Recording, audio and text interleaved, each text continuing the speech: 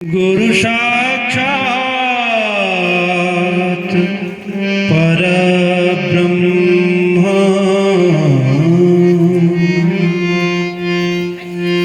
तस्मै श्री गुरवे नमः। अखंड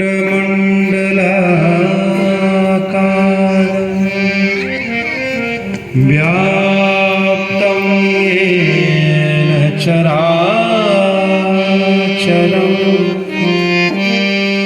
तत्पदं दर्शितं येन तस्मै श्री गुरवे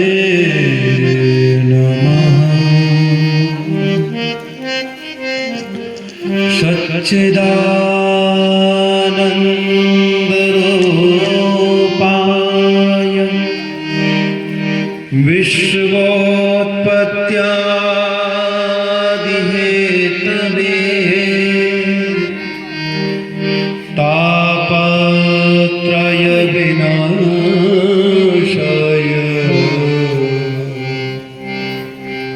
श्रीकृष्णाय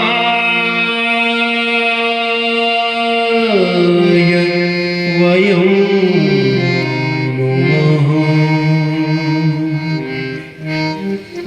श्रीकृष्णाय वयं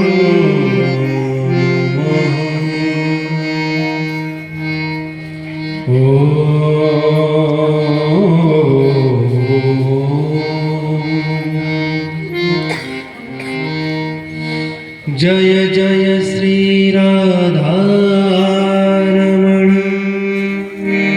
जय जय नवल किशोर जय जय वंशीधर हरे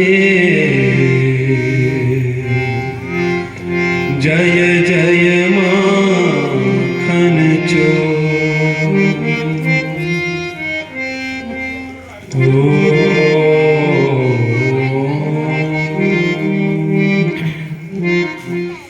अकारण करुणावरुणालय सच्चिदानंद घन परम पिता परमेश्वर कण कण के ईश्वर सदा शिव शंकर काशी विश्वनाथ महादेव के पावन भूमि पर और भगवान के सभी भक्तों के अंदर विराजमान कण कण में शंकर को यह काशी का कंकड़ नमन और वंदन करता है।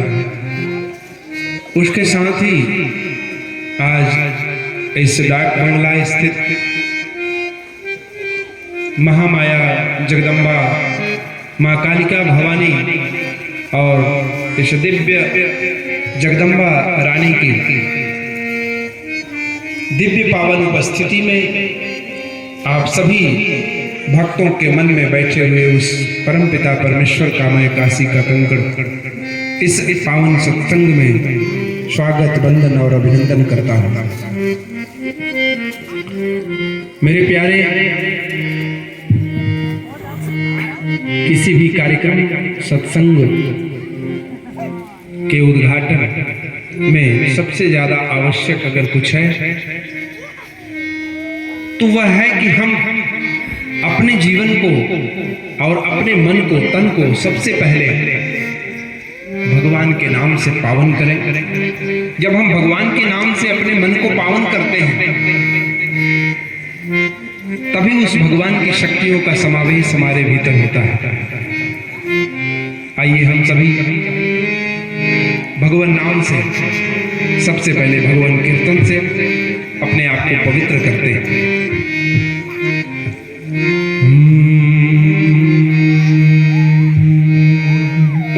विलंबित आराम से जिस देश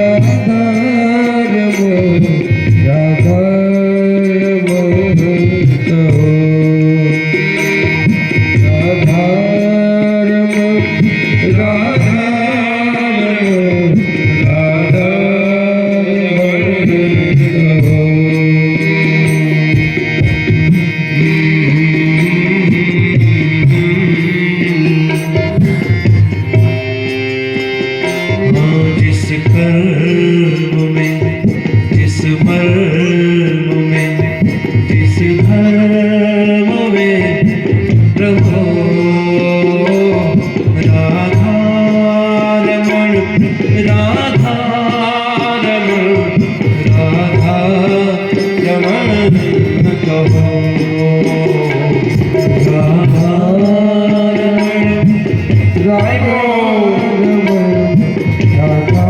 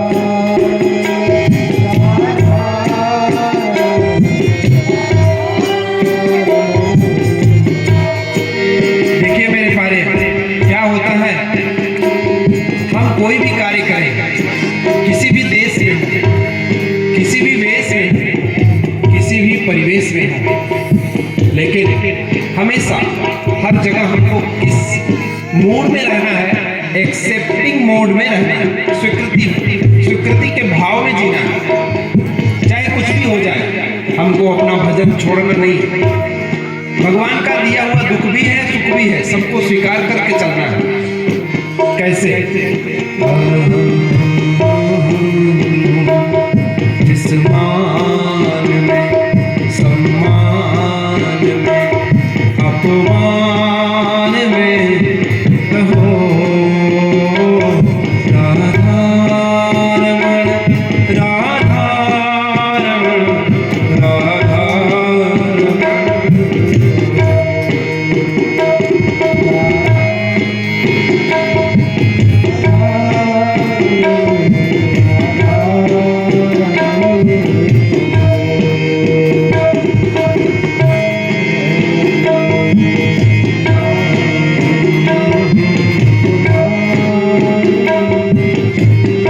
जिस देश में, जिस देश में, परिवेश में रहो राधा रमण, राधा रमण, राधा रमण कहो राधा रमण, राधा रमण, राधा रमण।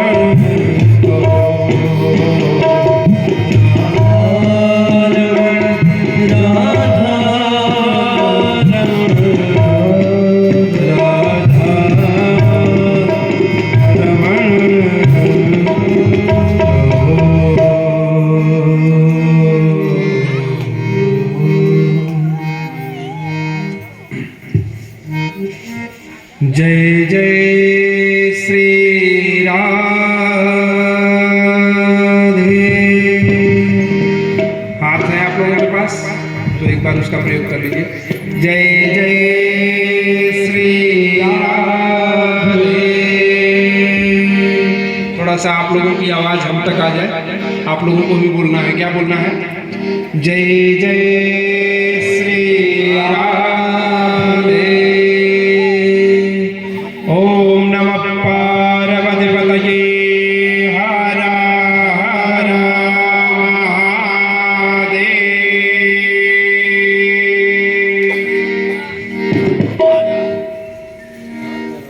मेरे प्यारे,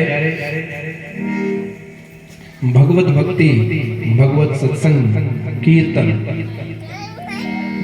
सुनने के लिए, विचार करने के लिए, उसको मनन करने के लिए क्या विधि है, क्या नियम है, क्या व्यवस्था है, इसको बिना जाने हम अगर आगे बढ़ते हैं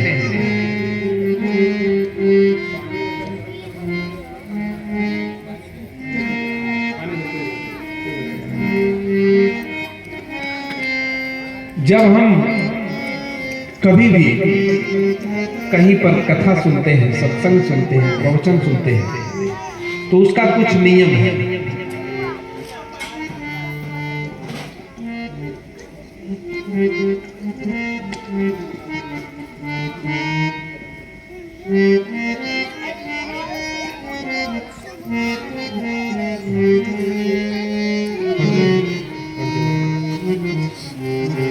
जब हम कभी सत्संग करते हैं या सुनते हैं तो उसका कुछ नियम है, कुछ उसकी व्यवस्थाएं हैं। उसको बिना जाने, बिना समझे हम सत्संग को पूर्ण रूप से सुनकर भी नहीं सुनते। तो सबसे पहले हम नियम समझें कि सत्संग सुनने का नियम क्या है।